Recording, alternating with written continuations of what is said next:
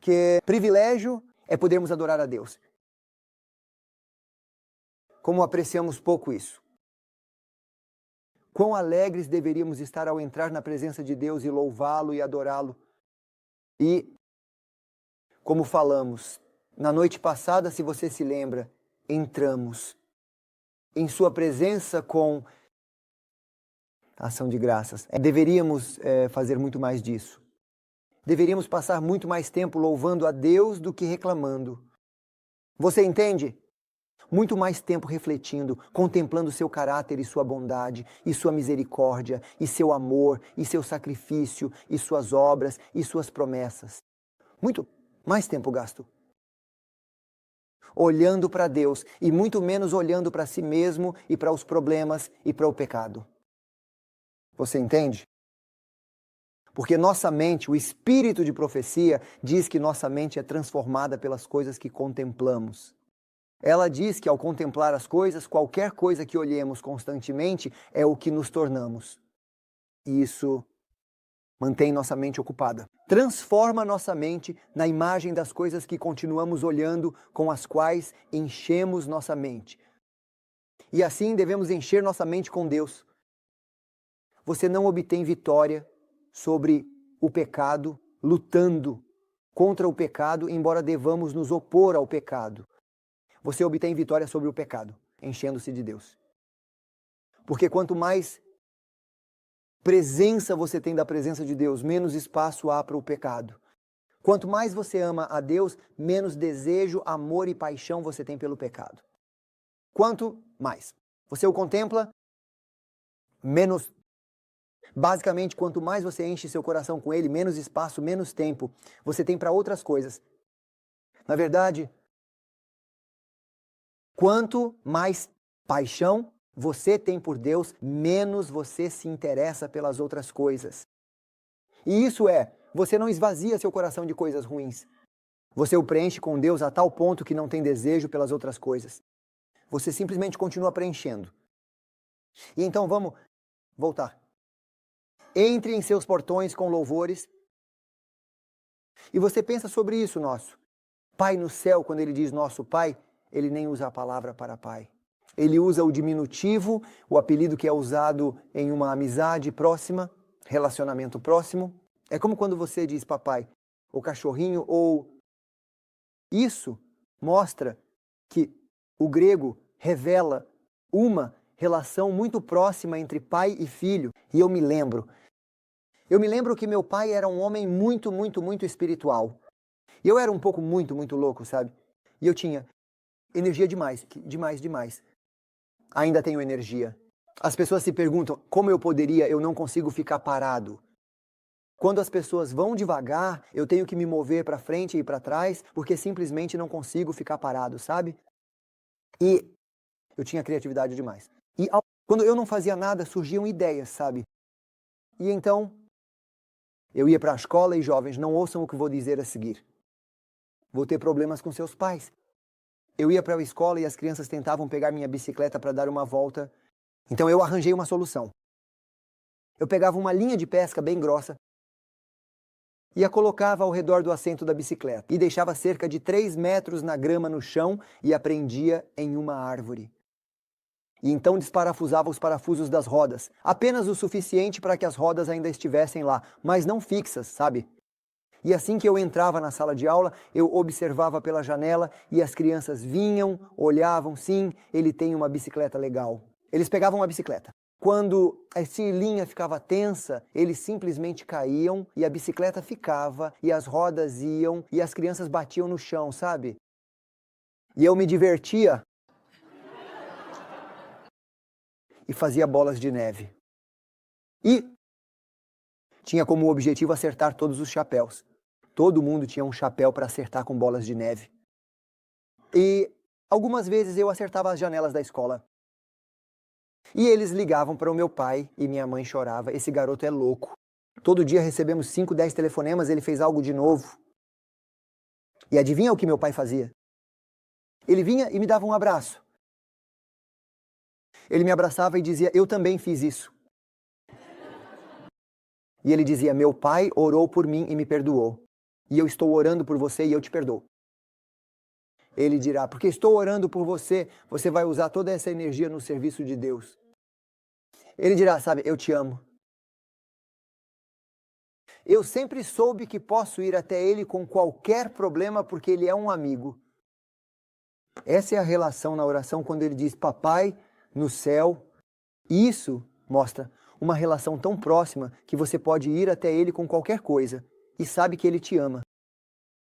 Entende? Você confia nele. E assim, nosso papai, no céu santificado seja o teu nome. O que ele quer dizer com santificado?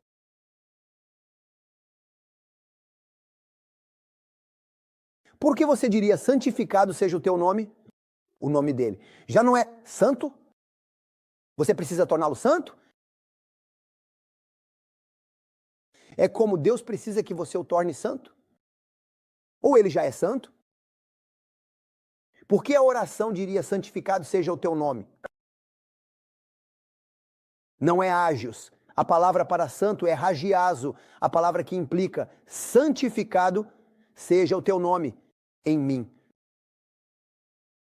As pessoas não podem ver Deus, mas as pessoas podem ver você. Você é uma carta aberta, diz a Bíblia. E as pessoas julgam o cristianismo e Deus através de Cristo. E o melhor argumento contra o cristianismo não é a teologia, é Cristo que vai à igreja. E eles são o pior inimigo do cristianismo porque não vivem com Deus. E eles totalmente deturpam Deus. E as outras pessoas não vão à igreja por causa de Cristo não renascido. Eu me lembro, você pode ter ouvido a história na internet, eu tinha uma bicicleta, uma motocicleta Honda Nighthawk. Era bem legal, 4 cilindros, 150 cc. Como uma bala. Você voaria, você se sentiria livre.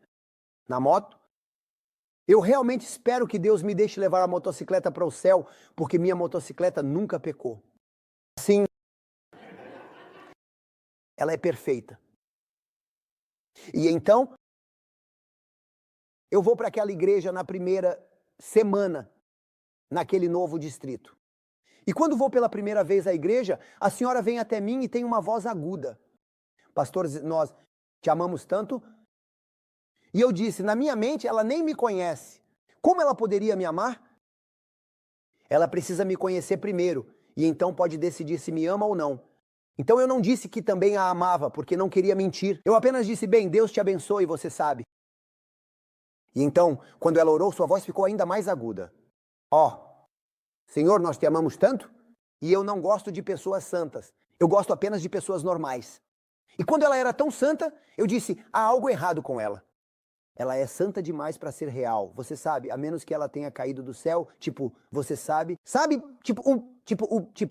como um anjo, você sabe. Ela não pode ser santa porque a Bíblia diz que todos pecaram. Você me acompanha? Quantos? Incluindo eu? Não pode se tornar. Todos pecaram. E então eu disse, ela é santa demais, você sabe. Quando as pessoas fingem santidade na igreja, elas têm algo a esconder. Porque as pessoas que são santas, elas são humildes. Porque o espírito de profecia diz isso com cuidado. Quando você se sente péssimo, quando você se sente pecador, ela diz, quanto mais perto você chega de Cristo, mais pecador você se sente. Pior, você se sente sobre si mesmo. Então, quando você começa a orar, as pessoas me chamam de pastor. Eu comecei a orar, eu comecei a estudar. E eu me sinto pior. Eu disse, louvado seja o Senhor. Você não se sente pior. Antes você não sabia como você é, e agora você sabe como você é. Você apenas sente como você é. Antes você estava doente e não sabia que estava doente. Agora, finalmente você sabe que está doente. Você entende? E ela diz, aqueles que se sentem bem ou indiferentes estão longe de Cristo. Porque quando você se aproxima de Cristo e olha para Ele, comparado a Ele, você diz como Paulo, eu sou o primeiro entre os pecadores. Se Paulo, o apóstolo, diz isso, quem sou eu para dizer diferente? E por isso eu não gosto de pessoas santas. Eu gosto de pessoas humildes, normais. E então eu disse, há algo errado com ela. Então eu disse, vou visitar você e sua família. Venha, nós te amamos tanto. Eu disse, ok. Peguei minha bicicleta. Fiz um belo passeio, estradas do interior. Adorei. Cheguei lá, ela vem até a porta, ela abre a porta. Você pode ter ouvido a história. Bem-vindo à nossa casa. Pequena casa que está esperando por você. E então você sabe. E eu disse, ok, vamos, comemos juntos e oramos juntos. Conversamos um pouco e depois eu fui embora. Depois que saí, esqueci de ligar o gás. Sob o tanque. A motocicleta tinha uma pequena válvula que você deveria girar assim. Então eu dirigi cerca de 2 quarteirões e o gás do carburador acabou. Então a moto parou. E aqui estou eu, sem perceber que preciso ligar o gás. Estou tentando. Nada. Morta. Até que a bateria morreu. E eu disse, o que há de errado comigo? Por que essa moto não está funcionando? Então eu volto para casa e eu não os chamei. E eles não sabiam que eu estava voltando. E eles não ouviram o motor ou qualquer coisa. Então quando me aproximo da porta, eles estão brigando. E o cordeiro do Apocalipse se tornou a besta do Apocalipse. Certamente eles desenvolveram chifres. Ela estava gritando com o marido. E ela não era mais um cordeiro e uma pessoa santa, sabe? Ela estava apenas gritando e usou palavras terríveis, terríveis, terríveis, terríveis. Eu nem quero usar as primeiras letras das palavras. Ela estava gritando, chamando-o de nomes, xingando. E ele a xingou de volta. E ela o empurrou. E ele a empurrou de volta. Instantaneamente, ela começou a acreditar em OVNIs. Porque ela pegou um prato e jogou nele. E ele se abaixou e o prato acertou a parede. E eu não posso descrever o som da porcelana quebrada. Sabe? E então, ela diz, você é... E ela continuou e continuou e continuou. Ele a empurrou para dentro da porta. Eu estava pronto para sair porque estava envergonhado que eles soubessem que eu sei. Então eu estava saindo devagar. E enquanto ele a empurra para dentro da porta, a porta se abre. E ela diz, pare de me empurrar, seu... E então ela me vê. Ó, pastor, você voltou. Nós amamos você. Eu disse. Então, mais tarde tivemos evangelismo. E eu convidei os vizinhos. E os vizinhos me disseram, não queremos ir à sua igreja. Eu disse, por que não? E eles disseram, se todo mundo é como eles, realmente não precisamos disso. Santificado. Seja o teu nome é a oração que você deve fazer pela manhã. Senhor, por favor, ajuda-me a te representar adequadamente. Para que o teu nome seja glorificado. No meu bairro, quando vou ao supermercado, o mais difícil para mim é quando estou dirigindo. E as pessoas dirigem devagar e em paralelo. Ah, você entende. Santificado seja o teu nome de forma que quando as pessoas me veem, elas possam ver Jesus. Elas possam ver amor, compaixão, humildade, paciência e cuidado. Você me acompanha? Porque o fruto do Espírito, basicamente, quando você tem o Espírito, você tem o fruto do Espírito. Se você não tem o fruto do Espírito, então você não tem o Espírito. E em vez de tentar mostrar santidade, é melhor tentar convidar o Espírito para a sua vida. Porque quando o Espírito enche seu coração, o fruto fluirá naturalmente. E é isso que Jesus implica. Jesus diz, você precisa ser cristão a ponto de meu nome ser santo diante dos outros. E eles veem você e veem Jesus em você, cristãos em você. E eles me louvam por sua causa. E esse é o melhor evangelista. Você pode convidar pessoas para a igreja. Isso é maravilhoso. Dar estudos bíblicos a eles? Com certeza, esse é o evangelho, a grande comissão. Fazer evangelismo? Isso é maravilhoso, devemos. Mas se as pessoas não encontrarem Jesus na igreja, elas não serão atraídas para a igreja. Estou certo? Sim! Até os cães fogem de cristãos não nascidos de novo. Os animais conseguem sentir pessoas maldosas. Você me acompanha? Crianças, elas sabem o que é falso. Elas sabem como os pais são. As crianças sabem quando os pais são santos na igreja e um pouco menos santos em casa. Estou certo? E então, em vez de fingirmos santidade, não deveríamos nos humilhar e dizer: Senhor, enche meu coração. Examina minha alma. Veja onde estou, porque eu não me conheço e não posso me mudar. Eu tentei e não consigo. Lembro-me de que nasci sem paciência e lembro-me de que gosto dos meus sapatos, brilhando. Eu sempre os lustro. Se vejo qualquer mancha nos meus sapatos, volto e os lustro. E eu estava em Bucareste e o trem e o ônibus e o metrô estavam lotados de pessoas. Se você ver as fotos, é engraçado. Eles não conseguiam fechar as portas e as pessoas estavam como um grupo, como um aglomerado pendurado na barra. Do lado de fora do ônibus, literalmente, eu poderia mostrar fotos, é engraçado, e assim, às vezes eu ia para a universidade, para a faculdade. Eu não tinha espaço no ônibus, então eu segurava em algo e ficava pendurado do lado de fora do ônibus. Sim, perigoso. De qualquer forma, quando consegui entrar no ônibus, alguém pisou no meu sapato. Instantaneamente, senti dor de estômago e eu disse: tire o pé. Você não vê que eles estão brilhando e eles dirão: olhe ao redor nesta multidão, alguém vai pisar em você. Não, por favor, não pise em mim. E eu sempre sentia dor de estômago. Ficava com raiva e frustrado. E eu estava ardendo de raiva porque as pessoas sempre pisavam nos meus sapatos. E eu liguei para o meu pai.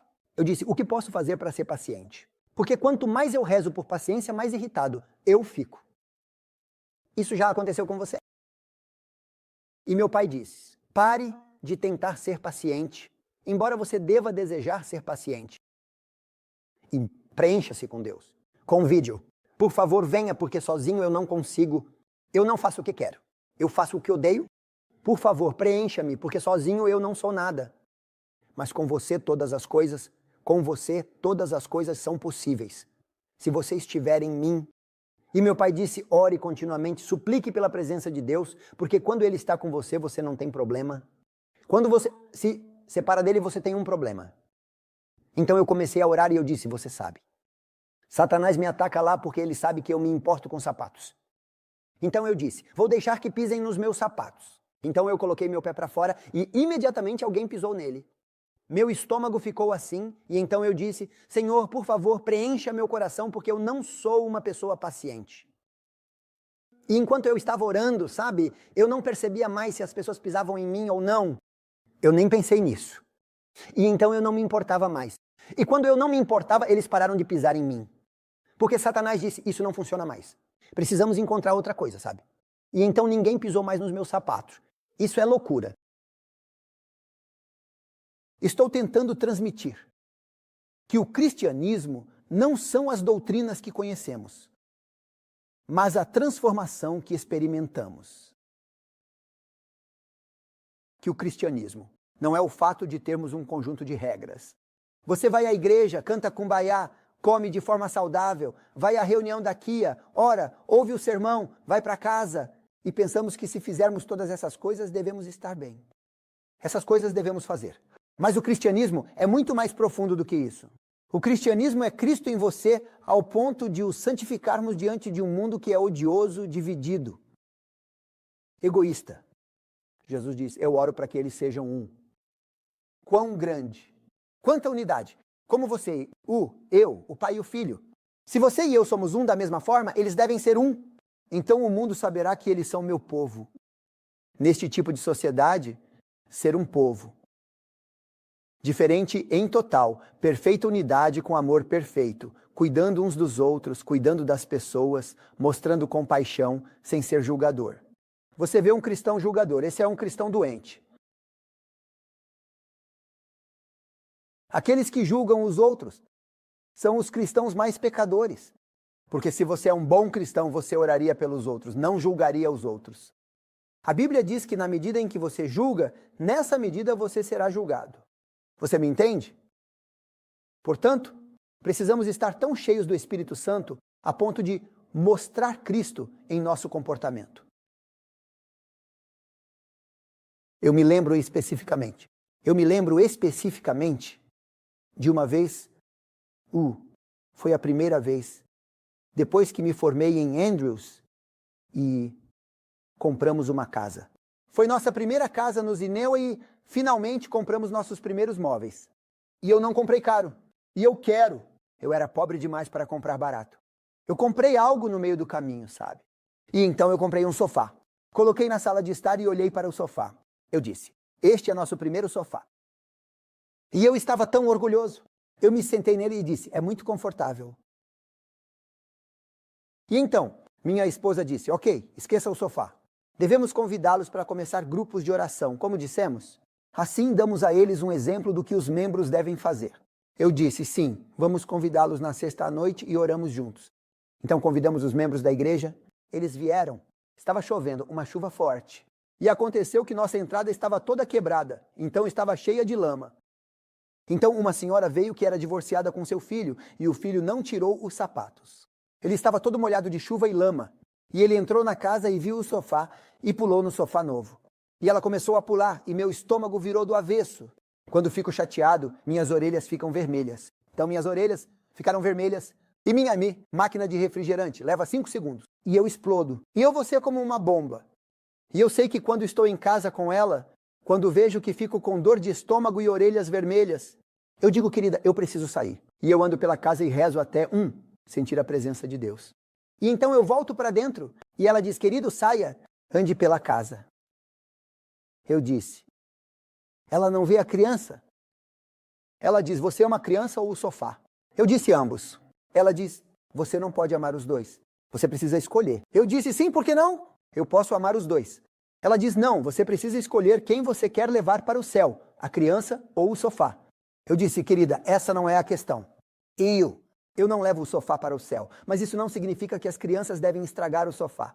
As crianças precisam ser educadas e comportadas. A senhora deve observar e disciplinar seus filhos. Ela diz, você realmente ama essa senhora? Sim. Ela diz, não, você não ama. Eu disse, pare de pregar para mim. Ela diz, ande pela casa e reze. Eu não preciso rezar. Ela diz, sim, você precisa. E eu sabia que ela estava certa. E eu estava com dor de estômago. E eu saí e rezei, e andei e rezei, e andei e rezei, enquanto minha esposa entretinha os membros da igreja lá dentro, até eu me acalmar e voltar para dentro. E meu estômago ainda estava assim, mais calmo. A criança estava. O sofá estava todo sujo. Eu estava, desesperado. Era como o fim, você sabe, o fim do mundo, sabe? E então, finalmente, eles foram embora. Quem? Eu disse, vou limpar isso. Ela diz, deixa isso para lá. É sexta-feira à noite. Vamos orar. Nós oramos. Eu mal consegui dormir naquela noite. Sábado, à noite, minha esposa pegou algo. Limpou o sofá perfeitamente. Você nem podia ver que algo tinha acontecido. No próximo sábado, estou na igreja. E a senhora vem até mim e me abraça. E ela chora no meu ombro. E ela diz, desde que meu marido foi embora, eu não consigo discipliná-los, porque eles vão até meu marido e ele lhes dá presentes. E então eles o amam em vez de me amarem. E ela diz, é uma bagunça. E ela diz, em todo lugar que vou, todo mundo grita com meus filhos e todo mundo os odeia. E você é um pastor tão paciente e amoroso. Eu disse, é melhor você falar com minha esposa. E ela disse, você é tão um Cristo.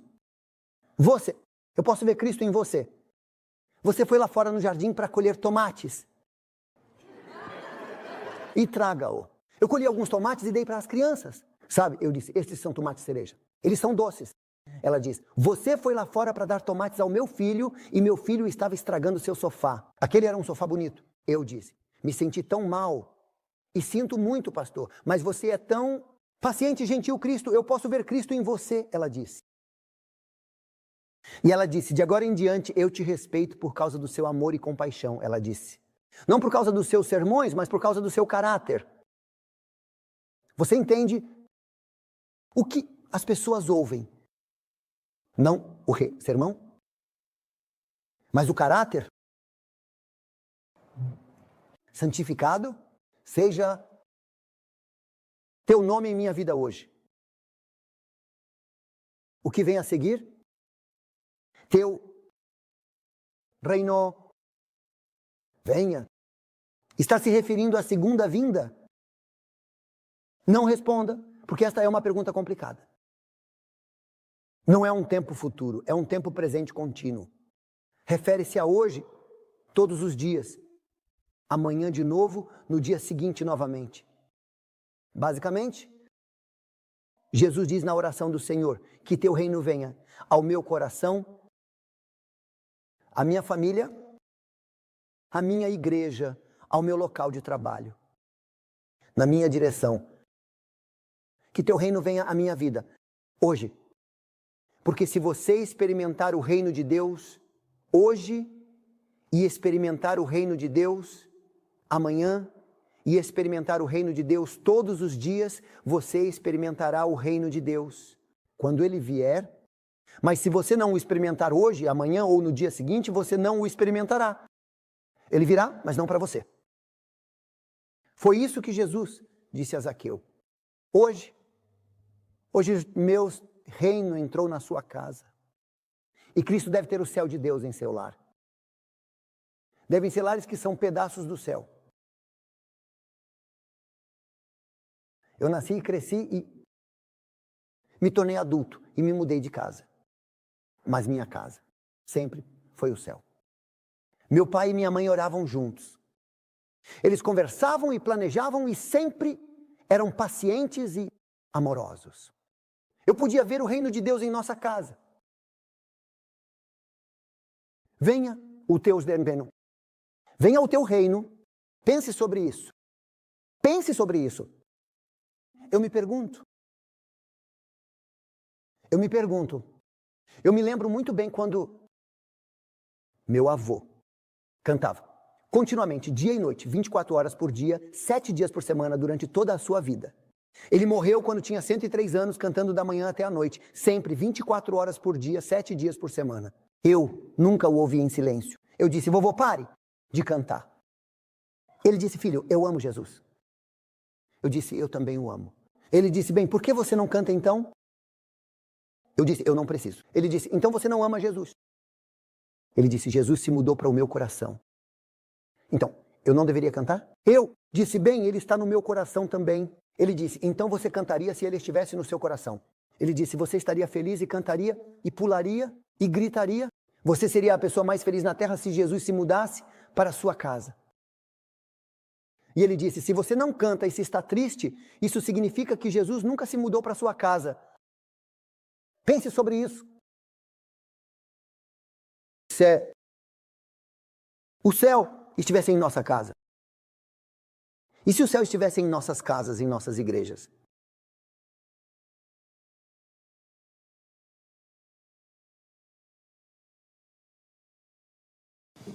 Na Romênia, não. Sem ofensa, eu amo os americanos. Sou americano há muitos anos. Eu os respeito por sua bondade e por ajudar missões ao redor do mundo. E assim por diante. Mas muitas pessoas na América não entendem a liberdade. Eles não entendem. Muitos deles não entendem o valor da liberdade que está acima da vida ou do conforto. O valor, quando você perde a liberdade, é maior do que se você perder uma casa. É mais do que se você perder a vida. A liberdade é absolutamente, extremamente vital, importante. Na Romênia não tínhamos liberdade. Não tínhamos liberdade. Na Romênia, durante o comunismo, se falássemos qualquer coisa em casa, tudo estava grampeado. Cada casa, cada telefone. Você iria a uma mercearia e se dissesse uma palavra contra o governo, seria levado. Você nunca voltaria para casa. Muitas pessoas foram mortas apenas por dizer algumas palavras contra o governo. Minha tia, ela disse, estou cansada deste governo. Em 15 minutos, eles a levaram. Ela nunca voltou. Meu pai foi morto pela polícia por construir igrejas e ter bíblias. As pessoas não entendem o valor da liberdade. E na Romênia, naquela situação, quando as pessoas tremiam, na frente dos outros, quando a polícia chegava, elas simplesmente perdiam o controle e colapsavam totalmente de medo. Nessa situação na Romênia, em nossa casa, quando as pessoas entravam e diziam, isso é diferente. Quando eu passo pela porta, sinto algo diferente. O espírito de profecia diz, aqueles que estão em em comunhão contínua com Cristo sentiriam ao seu redor o mundo invisível E então ela diz, eles serão cercados por uma atmosfera do céu. Na Bíblia, em hebraico, é chamado de shalat. Em grego é chamado de panoplia, de onde temos a palavra panóplia, e significa que Deus coloca o anjo do Senhor acampado ao redor daqueles que o amam. Isso significa que Deus coloca uma cerca de proteção, um exército de anjos ao seu redor. E onde quer que você vá, o céu está ao seu redor. Isso é absolutamente precioso. E isso não significa que você não tenha desafios, mas significa que onde quer que você esteja, aconteça o quê? Acontecer. Qualquer crise que você enfrente, você tem o céu com você. E as pessoas veem você no meio da crise e percebem que você tem paz. Você não sabe o que está acontecendo, você não entende. Mas você sabe que Deus está com você. Você nunca está sozinho. Ela diz que eles sentiriam ao redor deles a atmosfera do céu. Pense no profeta no topo da montanha. O exército sírio quer atacar Israel. E eles sabem exatamente como o exército sírio vem. E então eles mudam o plano. E Israel sabe. E eles mudam o plano. E então o rei diz, quem é o traidor? Quem está contando a Israel o que planejamos? E um dos servos diz, ninguém. O profeta Deus lhe conta, em sonhos. E ele conta ao rei. E o rei sírio diz, capturem o profeta. Então pela manhã, toda a montanha está cercada pelo exército sírio. Quem se lembra da história? 1 Reis capítulo, acredito que 16. De qualquer forma, quando o profeta acorda e o servo acorda, eles abrem a janela do hotel e o servo diz, uau, estamos cercados pelo exército sírio. Estamos perdidos. E o profeta está calmo, no meio do perigo, cercado por um número extremo de soldados poderosos. O profeta está calmo e diz, Senhor, por favor, abra os olhos dele. Estou certo? Quando Deus abre os olhos dele, o que o servo vê? A montanha inteira cercada por exércitos de anjos. Você se lembra? Agora deixe-me perguntar, esses dois bons adventistas, ambos vão à igreja. Ambos guardam o sábado. Estou certo? Bem, depende do que você entende por guardar o sábado. Porque se você entende que não trabalhar é guardar o sábado, pessoas preguiçosas guardam todos os dias. Guardar o sábado significa que você adora a Deus. Não é que você vai à igreja e não trabalha. Isso é fácil. Qualquer um pode não trabalhar, você sabe. Guardar o sábado significa que você vem aqui para adorar a Deus. Então ambos vão à igreja. Ambos cantam cumbaiá na igreja. Ambos comem brócolis. Ambos, você me acompanha? Mas um deles vê o exército. O outro tem os olhos fechados. Você pode estar na igreja e ainda ter os olhos fechados? Você me acompanha? Porque este sente a presença de Deus e o outro está sozinho e com medo. A profecia espiritual diz que aqueles que estão continuamente conectados com Deus sentiriam a presença celestial ao seu redor. Deus os cercaria com uma atmosfera celestial e uma panóplia como em grego. Agora, pense sobre isso. Vou te dar um exemplo. Minha esposa estava grávida do nosso primeiro filho, Gabriel. E ela estava, não me lembro, 6, 7, 8, 9, 10, 11 meses. Mas ela estava muito, muito, muito grávida, sabe? Foi realmente um pouco antes dela dar à luz. E ela mal conseguia andar e ficava cansada e precisava de uma pausa. E fomos à igreja e minha esposa é muito quieta e muito introvertida. Eu falo por nós dois. Sou muito sociável, sabe? E gosto de estar com as pessoas. Ela gosta de ficar sozinha, sabe? E nós vamos à igreja e terminamos. E então eu paro e converso com os jovens. E conversamos. E ela diz, querido, estou cansada. Precisamos ir para casa. Eu disse, ok, só mais 5 minutos. Ela diz, você já conversou por meia hora. Eu disse, querida, 2 minutos. Ela diz, para você, 2 minutos são minutos proféticos. Por favor, vamos.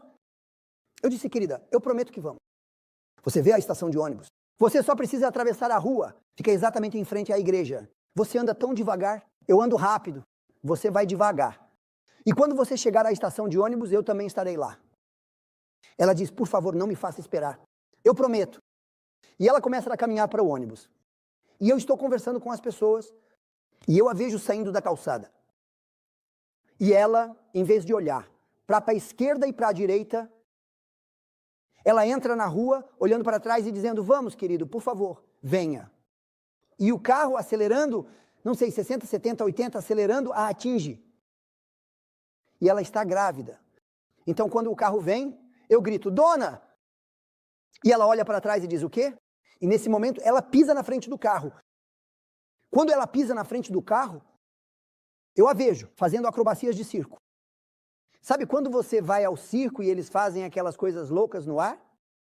Eu vejo minha esposa com as pernas à frente, a cabeça como um vecitol à frente e a barriga atrás, empurrada para trás. Mas as pernas e as mãos dela, e assim, e da barriga empurrada para trás, e o carro leva o casaco dela. E eu perguntei a ela, como no mundo você conseguiu fazer acrobacias? E ela diz, querido, eu não entendo e não posso explicar, mas eu senti fisicamente uma mão me empurrando tão forte que fiquei um pouco frustrada porque doeu. E eu não conseguia respirar. Me empurrou tão forte para trás que eu fiquei assim, nem surpresa, mas chocada. E ela disse, naquele momento eu vi o carro passando. O anjo do Senhor.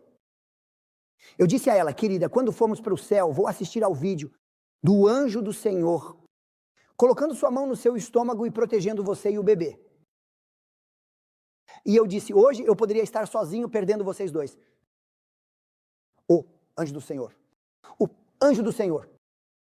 Que o teu reino venha para a minha vida, na minha família, na minha igreja. Que o teu reino se mova aqui, na medida em que eu viver. Como Paulo diz, estamos na terra, mas somos cidadãos do céu. Vivemos aqui, mas vivemos como se já estivéssemos lá. Você me acompanha? O que Jesus diz em sua oração? Eu oro para que, enquanto eles estiverem na terra, eles não sejam da terra. Isso significa, na oração do Senhor, venha o teu reino, que nós, cristãos, comecemos a viver. Vidas celestiais na terra, a ponto de as pessoas terem um gostinho do céu. Vendo nossas famílias e nossas vidas, vendo como nos comportamos no supermercado, vendo como nos comportamos no trabalho, como nos comportamos em casa, vendo o céu na terra. Você entende? Eu me lembro muitas histórias, deveríamos apenas terminar. Quantos minutos eu tenho? 10 minutos, e aí? 10 minutos proféticos ou regulares? Proféticos, sim, claro. Eu me lembro. Você leu isso no meu livro. Era contra a lei naquela época que 3 cristãos se reunissem. Se houvesse 2 no mercado em um lugar público. E o terceiro veio. Era considerado congregação e você seria preso. Então, um tinha que sair. Então, meu avô viajava de lugar em lugar, de vila em vila, de cidade em cidade. E ele plantava, embora fosse carpinteiro, não pastor, ele plantava igrejas. Ele ia, encontrava pessoas, corria o risco de ser preso, encontrava pessoas, dava estudos bíblicos, orava com elas, e então plantava uma igreja, e depois ia para a próxima, e a próxima, e a próxima, e a próxima vila. E ele dizia, eles não conhecem o céu. Eles precisam entender a beleza do Evangelho. E então, uma vez, ele estava com um grupo de pessoas em uma vila. Eu sei o nome. Não vou te contar o nome.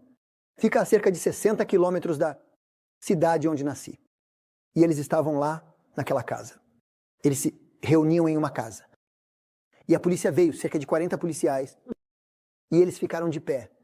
Na frente da porta de saída, a porta de entrada da casa, 20 e 20, como 2 fileiras, como um túnel. E se você saísse da casa, teria que caminhar entre esses policiais. E eles tinham aqueles cacetetes de borracha. E assim que você saísse, eles te batiam na cabeça até você desmaiar. E então suas botas te acertavam na boca, no estômago, até você morrer. E eles espancavam as pessoas até a morte. Literalmente batiam até haver sangue por toda parte.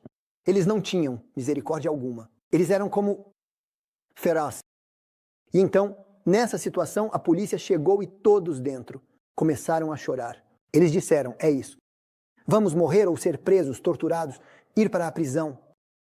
E meu avô disse, o céu está aqui. Deus está aqui. Deus está conosco. Ele prometeu, sempre que 2 ou 3, eu estou lá. Deus não é uma teoria. Deus é real. E ele disse a eles, se o céu é real, se Deus é real, por que vocês estão com medo? Se você não tem uma teoria de Deus, mas tem a presença de Deus, se Deus está com Deus, Deus está com você, quem pode estar contra você? E ele disse, se você está com medo, você deve ter apenas a teoria, mas não a presença. E ele começou a cantar uma música em romeno que diz, Sunt copil de imparat. Significa, eu sou um filho do rei. Eu sou um filho do rei, do rei, do rei. Eu sou um filho do rei e eu canto. Não tenho medo de nada, nada, porque Jesus vive em mim. O céu está em mim. O céu está comigo. Eu nunca estou sozinho. Posso entrar na cova dos leões e posso entrar no fogo. Posso atravessar as águas. Eu nunca estou sozinho porque Deus está comigo. Ele começou a cantar, saiu e o policial se afastou e ele passou. E ele disse, vamos, não tenha medo. Deus está conosco.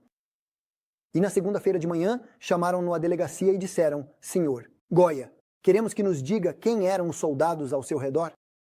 E ele disse, você bebe demais. Não havia ninguém. Eu estava sozinho. E eles disseram, não. 40 policiais. Todos eles viram os soldados. Quem eram os soldados? O anjo do Senhor. O anjo do Senhor. Cristãos verdadeiros têm um Deus verdadeiro e sua presença real e nunca estão sozinhos. E eles buscam sua presença.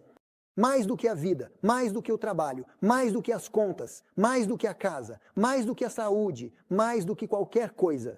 Porque a presença de Deus vale mais do que qualquer coisa em suas vidas. E é por isso que Jesus diz, venha o teu reino. E essa deve ser nossa oração todos os dias. Senhor, por favor, eu quero você. Você conhece a música? Eu preciso de ti a cada momento. Você conhece a música, não conhece? Eu preciso disso. Eu preciso disso. Eu preciso disso. Por favor, venha hoje com o teu reino em meu coração. Venha hoje com o teu reino na minha família, meus filhos, meu cônjuge. Venha hoje com o teu reino na minha igreja. Venha, Senhor, nós queremos você. Nós temos necessidades, mas não queremos as bênçãos.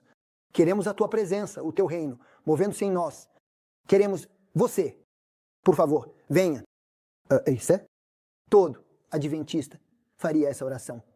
Você acha que Deus diria, bem, deixe-me pensar sobre isso? Você acha isso? Ou Deus diria, eu estava esperando você fazer essa oração. Sim, porque Deus respeita sua escolha. Você me acompanha? Mas Deus está esperando com paixão e amor que você convide seu reino a entrar em seu coração, em sua família. Amém? Então você tomaria a decisão de fazer essa oração todos os dias? Você não verá uma explosão e uma luz brilhante, e você sabe. Mas você experimentará, lentamente, cada vez mais a presença dele. E quanto mais você orar, mais você sentirá a presença dele. E a Bíblia promete que, se você se aproximar dele, ele se aproximará de você. Você me acompanha? Que se você o buscar, Jeremias 29, o outro era Tiago 5. Se você o buscar de todo o coração, Deus diz, Deus promete, Deus não mente, que ele se deixará ser encontrado. Você o encontrará. Você convidaria o reino dele para a sua vida hoje, e amanhã, e segunda-feira, e todos os dias? Faça disso um hábito, um objetivo. Torne isso importante e vital em sua vida. Porque é isso que os cristãos são. Pessoas que vivem no céu. Vamos orar juntos. Pai no céu, que privilégio em um mundo que está dividido, cheio de ódio, egoísmo, em um mundo que não entende o amor, exceto o amor egoísta, egocêntrico, que temos o privilégio de viver como no céu, de experimentar o céu, de experimentar a tua presença, de estar cercado pela tua presença. Que bênção além da compreensão humana. Por favor, ajude-nos a valorizar e desejar isso. Por favor, venha com a tua presença, com o teu reino em nossas vidas hoje. Em nome de Jesus, nós pedimos.